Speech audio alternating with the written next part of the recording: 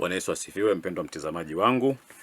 Basi karibu tuendelee na somo letu na kipindi ambacho tulikuwa tunajifunza habari kuhusu Roho Mtakatifu. Tumeshaeleza mambo ya msingi. Kama ulikuwa hujapata bahati hiyo ya kusikiliza vipindi vyetu, basi nikusii kwamba rudia ama tafuta kipindi cha kwanza, kitakuwa na namba pale lesson 1 LS namba 1. Kwa hiyo utaweza kujifunza kwamba tulizungumza nini kuhusu Roho Mtakatifu. Lakini labda kwa ufupi tu naweza nikakupitisha. Tulisema Roho Mtakatifu ni mithili ya upepo ama pumzi. Tukasoma kitabu cha Mwanzo 2:7, Ezekieli 37:9-10. Lakini tukasema kwa nini tunamuita Roho Mtakatifu, lakini tukaangalia Kiebrania na Kigiriki Roho Mtakatifu amepambanuliwa vipi. Lakini pia tukasema kwamba maana ya roho ni kitu kisichoonekana, lakini pia huwezi kushika ama kukigusa, lakini pia hakina umbile. Bwana Yesu asifiwe sana. Tutakapokuwa tunaendelea kujifunza masomo yetu haya, tutakuja kujifunza habari ya Roho Mtakatifu katika nyakati tofauti tofauti. Viko vipindi ambavyo Roho Mtakatifu alihudumu ama atahudumu ama anahudumu. Kwa hiyo tungependa pia kuweza kuwaeleza watu wanaotaka kujifunza neno la Mungu ama kukufundisha wewe ambaye unahitaji kujifunza neno la Mungu kwamba Roho Mtakatifu alihudumu vipi katika nyakati hizo. Lakini zoezi ambalo tulikuwa tumelianza ni la kutaka kujua Roho Mtakatifu katika Biblia anatambulika kwa majina gani. Jina la kwanza tukasema ni Roho ya Mungu, jina la pili tukasema ni Roho wa Mungu. Bwana Yesu asifiwe sana. Kwa hiyo leo nitashuka, tuna takriban majina 19. Kwa hiyo tuna majina 17 kule mbele, na mimi nitakuomba wewe uwe na Biblia yako, lakini pia uwe na kitabu na peni ili uweze kuandika. Nitakuwa natamka na kwenda kwa sababu ya kukimbizana na wakati. Mungu akubariki sana. Kwa jina la tatu, Roho Mtakatifu anafahamika kwa jina la Roho wa kweli. Soma Injili ya Yohana 14:17, Injili ya Yohana hiyo 15 anza 20 mpaka 26, lakini pia Injili ya Yohana hiyo 16:13. Unakuta pale Roho Mtakatifu anafahamika kama Roho wa kweli. Bwana Yesu asifiwe sana. Lakini pia Roho Mtakatifu anafahamika kama Roho msaidizi. Ama msaidizi, nisiseme Roho msaidizi, lakini nitumie neno kwamba ni msaidizi. Huyu anaye bridge the gap, yani kati ya Yesu Kristo. Yesu Kristo alibridge gap kati yetu sisi na Mungu. Yeye ndio aliyekuwa kuhani wetu mkuu, na huyo ndiye ambaye ameketi kwa Baba akiupatanisha ulimwengu na Baba yake.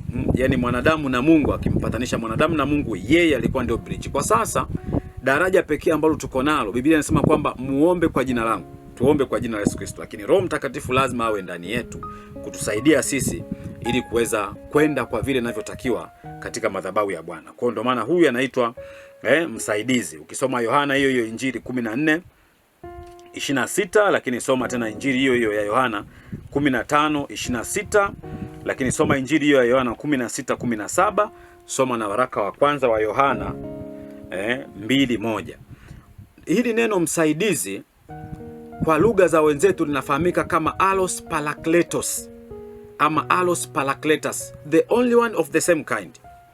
Na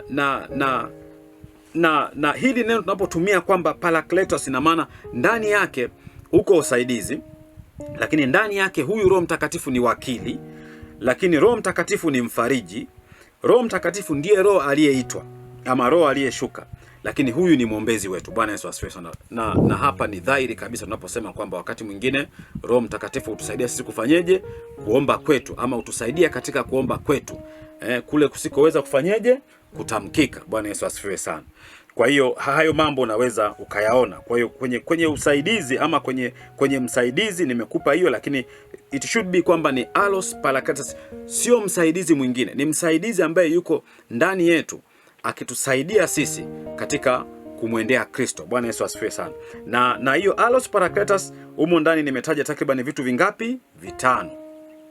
Allos Parakletos, msaidizi, wakili, mfariji, aliyeitwa, mwombezi. Lakini pia Roho Mtakatifu Biblia inampambanua na kumtaja kama roho ya hekima, Sofia. Yani sio hekima ya kawaida ya kibinadamu, hapana. Ni hekima inayopita maarifa ya mwanadamu, hekima ambayo ni ya kimungu. Ndio maana hili neno Sofia. Soma waraka wa kwanza wa Paulo kwa Wakorinto 2:14-16, lakini waraka wa Paulo kwa Wakolosai 11:9 mpaka 10. Soma pia kitabu cha nabii Isaya ile 11:2. Bwana Yesu asifiwe. Lakini pia Roho Mtakatifu anafahamika, jina lake lingine ni roho ya ufahamu. Roho ya nini? Ya ufahamu. Bwana Yesu asifiwe sana.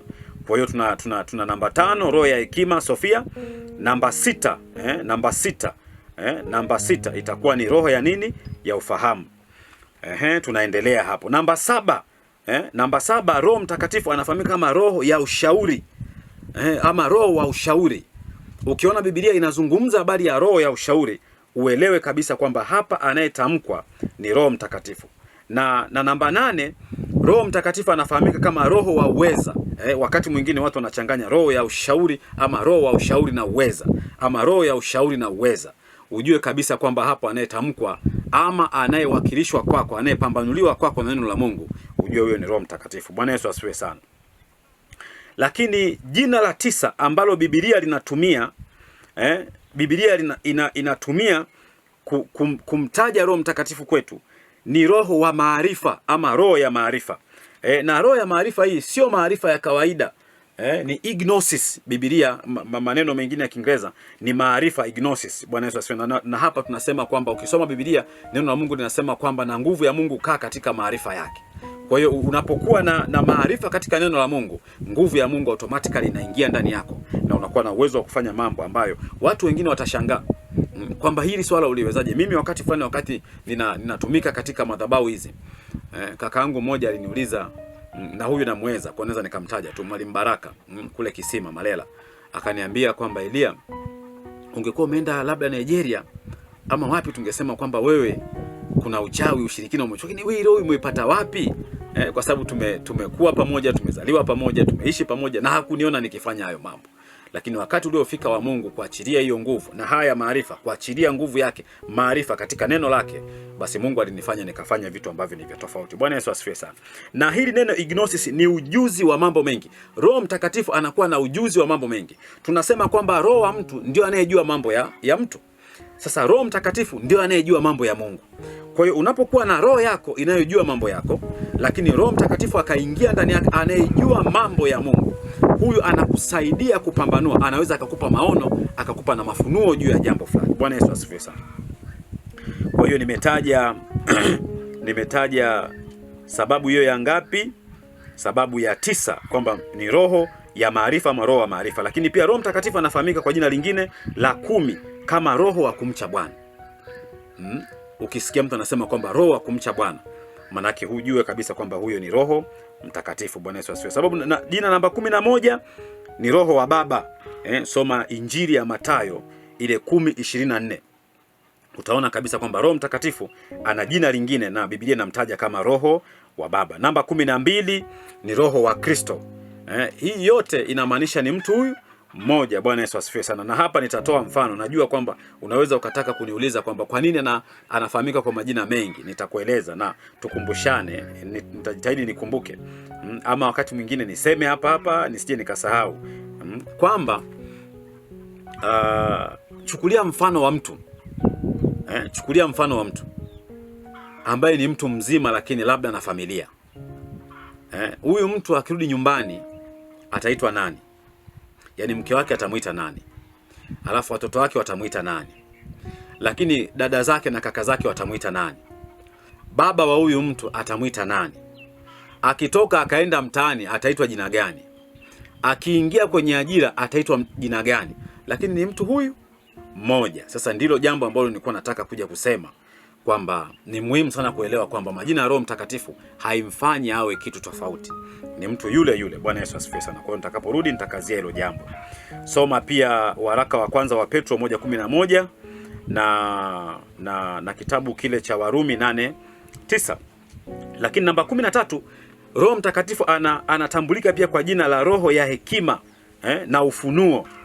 Nimeelezea hili jambo. Kule kuna roho ya hekima ambayo ni Sofia, lakini hapa kuna roho ya hekima na ufunuo. Soma waraka wa Paulo kwa Waefeso 1:17 na kitabu cha Mithali ule mlango wa 8. Soma pale, nafikiri itakusaidia kujua.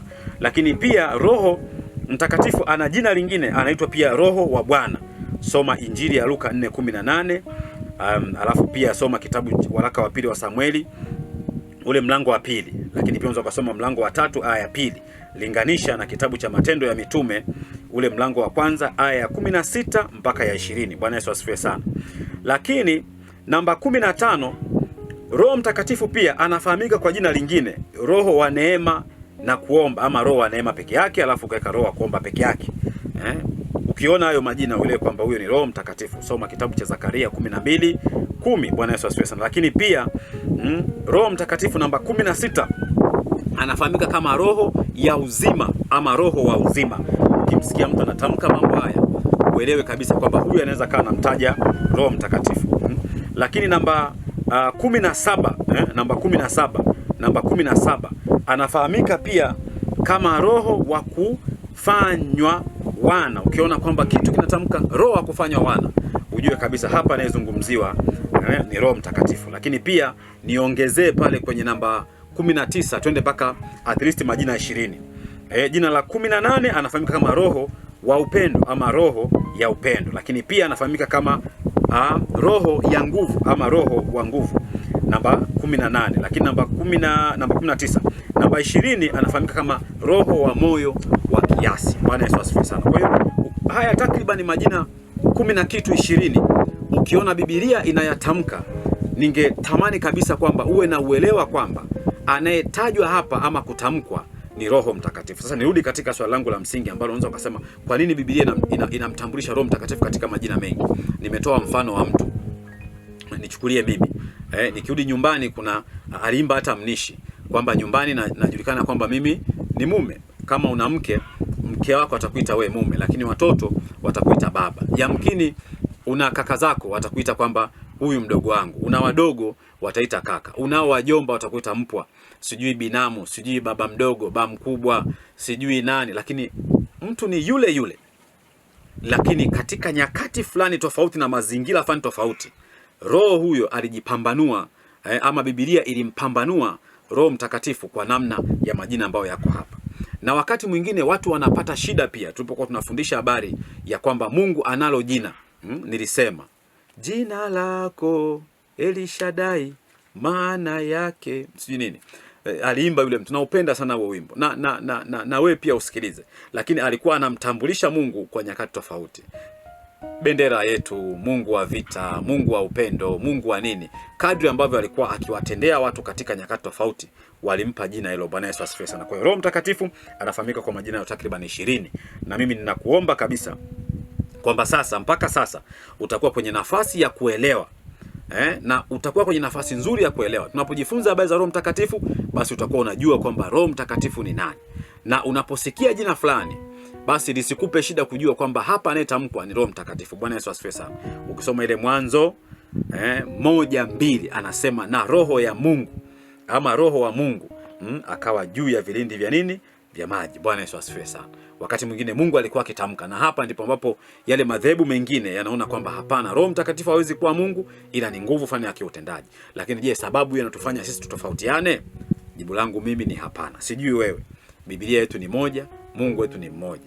Kwa hiyo tunaamini kabisa njia tunayoendea ni moja, safari ni moja. Na Mungu alitupa hivyo vitu tofauti ili mwili wa Kristo uweze kujengwa na kukamilika. Hakuna aliye bora kuliko mwenzake, hakuna. Yaani hakuna hicho kitu. Nitakuja kufundisha masomo mengine, tutakuwa tunajifunza taratibu kwa kadri Mungu anavyotusaidia. Bwana Yesu akubariki kabisa hapo ulipo. Mungu akutangulie katika shughuli zako. Bwana Yesu akaufanye uso wako na mbele unakokwenda pakawe peupe. Mungu akakuwezesha, akakupe neema, akakupe uweza, akakubariki, ukakubariki mahali utakapoenda kukanyaga. Katika jina la Yesu Kristo aliye Bwana na Mwokozi wetu, nimeomba na kushukuru.